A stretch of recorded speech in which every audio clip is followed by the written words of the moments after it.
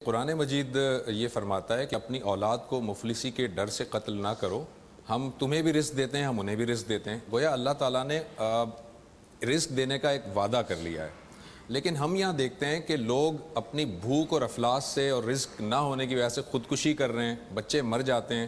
تھر کے اندر دیکھیں بچے مر گئے بھوک کی وجہ سے۔ اس کا مطلب اللہ تعالیٰ نے جو وعدہ کیا تھا رزق دینے کا، وہ وعدہ پورا ہوتا نظر نہیں آ رہا۔ نہیں، دیکھیے وعدہ تو یہ ہے کہ اللہ تعالیٰ نے جب اس دنیا کو بنایا ہے تو اس میں رزق کے پورے سامان کا اہتمام کر دیا ہے، یعنی تمام انسانوں کے لیے جو کچھ بھی درکار ہے وہ سب کچھ زمین کے اندر موجود ہے۔ جتنے انسان بھی قیامت تک وجود میں آئیں گے ان کے لیے اللہ نے وسائل رکھ دیے ہیں، اور اس کو قرآن مجید نے بیان کیا کہ سوال للسائلین، یعنی میں نے تو کوئی تفریق نہیں کی، برابر رکھ دیے ہیں، وہ اس دنیا میں موجود ہیں۔ وہی وسائل ہیں جن کو آپ دریافت کر رہے ہیں، یہ زمین کے خزانے ہیں جنہیں آپ نکال رہے ہیں، انہی کے ذریعے سے یہ نئی دنیا وجود میں آ گئی ہے۔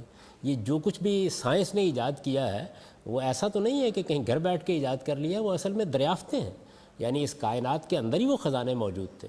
فصلوں کو ہم کس طرح بہتر سے بہتر کر سکتے تھے، ان سے کس طرح زیادہ جھاڑ لے سکتے تھے، کس طریقے سے ہم زمین کے خزانوں کو استعمال کر کے اپنے لیے ایک نئی دنیا بنا سکتے تھے، یہ سارے امکانات خدا نے رکھ دیے ہیں۔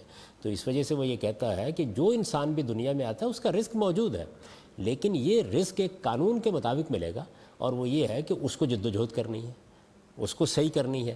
پھر اس جد و جہد کے راستے میں انسان بھی رکاوٹیں ڈالتے ہیں، ان رکاوٹوں کو بھی دور کرنے کی کوشش کرنی ہے۔ تو ایک طرف فرد کی کچھ ذمہ داریاں ہیں، دوسری طرف معاشرے کی کچھ ذمہ داریاں ہیں۔ اگر فرد اپنی ذمہ داریوں کو ادا نہ کرے، نکھٹو بن کر رہ جائے، کام کرنے سے اجتناب کرے، اپنی تربیت ٹھیک طریقے سے نہ کرے، جس زمانے میں وہ پیدا ہوا ہے اس کے لحاظ سے جو ضروری ہنر سیکھنے ہیں وہ نہ سیکھے، تو وہ اپنے لیے رزق کا دروازہ بند کرتا ہے۔ اسی طریقے سے اگر کوئی معاشرہ منصفانہ تقسیم میں معاونت کرنے سے انکار کر دے، یا اس میں ایسے طریقے اختیار کیے جائیں کہ جس میں محرومیاں بڑھتی چلی جائیں، تو ظاہر ہے اس کا اثر بھی پڑتا ہے۔ تو انسان بحیثیت انسان اپنی انفرادی جد و جہد بھی اگر ٹھیک رکھے اور اجتماعی جد و جہد بھی ٹھیک طریقے سے کرے تو اس کے نتیجے میں رزق موجود ہے۔ یہ بات ہے جو قرآن مجید نے بیان کی ہے کہ رزق کے اسباب موجود ہیں، یعنی ایسا نہیں ہے کہ اللہ تعالیٰ پانی کا ایک گلاس لے کر اور ایک آپ کے لیے کھانے کا دسترخوان لے کر آپ کے گھر پہنچ جائیں گے۔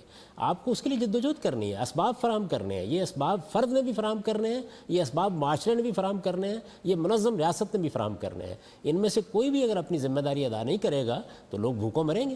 تو اس وجہ سے اللہ تعالیٰ کی اس بات کا مطلب یہ ہے کہ مرنا اصل میں یہ علاج نہیں ہے، جد و جہد اصل علاج ہے۔ جو میرا قانون ہے اس کے مطابق آگے بڑھو، میں رزق کے دروازے کھول دوں گا۔